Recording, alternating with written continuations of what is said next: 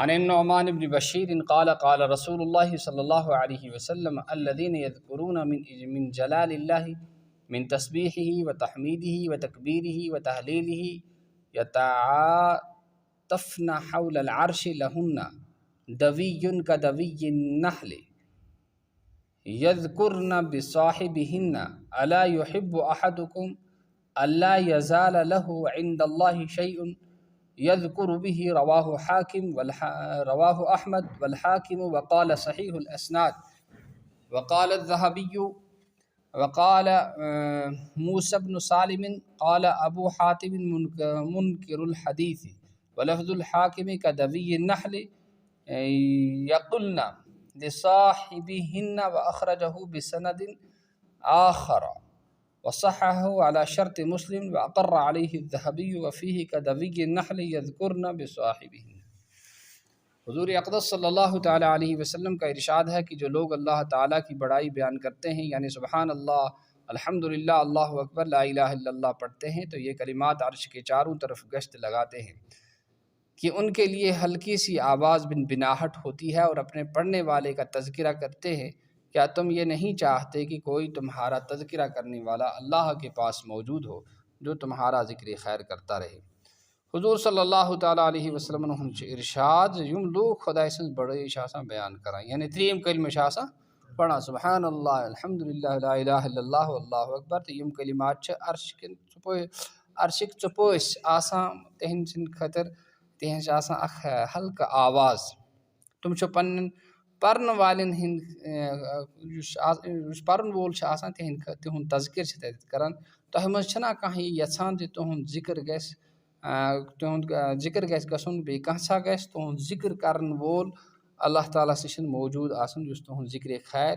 تو اصل کتھ آسہِ تہنز ونان۔ جو لوگ حکام رس میں کرسی نشین کہلاتے ہیں، کوئی ان سے پوچھے کہ بادشاہ نہیں، وزیر نہیں، وائسرائے کو بھی چھوڑ دیجئے، کسی گورنر کے یہاں ان کی تعریف ہو جائے، ان کا ذکر خیر آ جائے، پھولے نہیں سماتے، دماغ آسمان پر پہنچ جاتا ہے۔ حالانکہ اس تذکرہ سے نہ تو دین کا نفع نہ دنیا کا، دین کا نفع نہ ہونا تو ظاہر اور کھلا ہوا ہے، اور دنیا کا نفع نہ ہونا اس وجہ سے کہ شاید جتنا نفع اس قسم کے تذکروں سے ہوتا ہو، اس سے زیادہ نقصان اس نوع کے مرتبے اور تذکرے حاصل کرنے میں پہنچ جاتا ہے۔ جائیدادیں فروخت کر کے سودی قرض لے کر ایسے مرتبے حاصل کرنے کی کوشش کی جاتی ہے، مفت کی عداوتیں مول لی جاتی ہیں اور ہر قسم کی ذلتیں برداشت کی جاتی ہیں۔ الیکشنوں کے منظر سب کے سامنے ہیں، کیا کیا کرنا پڑتا ہے۔ اس کے بالمقابل اللہ جل شانہ کے عرش پر تذکرہ، مالک الملک کے حضور میں تذکرہ، اس پاک ذات کے یہاں تذکرہ جس کے قبضہ میں دین و دنیا اور سارے جہانوں کی ہر چیز ہے، اس قدرت والے کے یہاں تذکرہ جس کے قبضہ میں بادشاہوں کے دل ہیں، حاکموں کے اختیارات، اس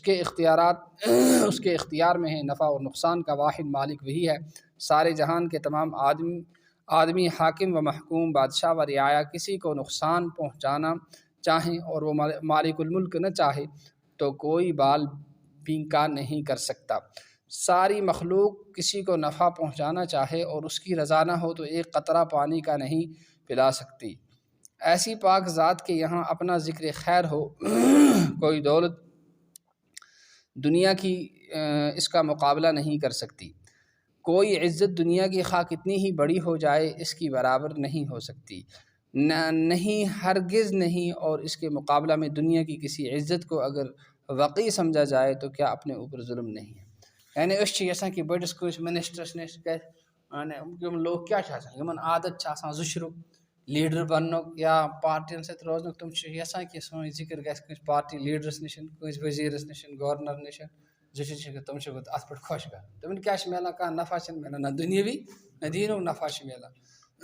پتہ دپان یم سات الیکشنس نیران پتہ کیا لوگ لیکھ ژاران خبر کیا کیا ونان، یہ سورے کچھ برداشت کران مگر نفع نا۔ ات برعکس اگر خدایس نش سن ذکر گھس اللہ تعالیٰ سن اس عزت واتناون وول، ذلت واتناون وول، نفع نقصان دن وول، سی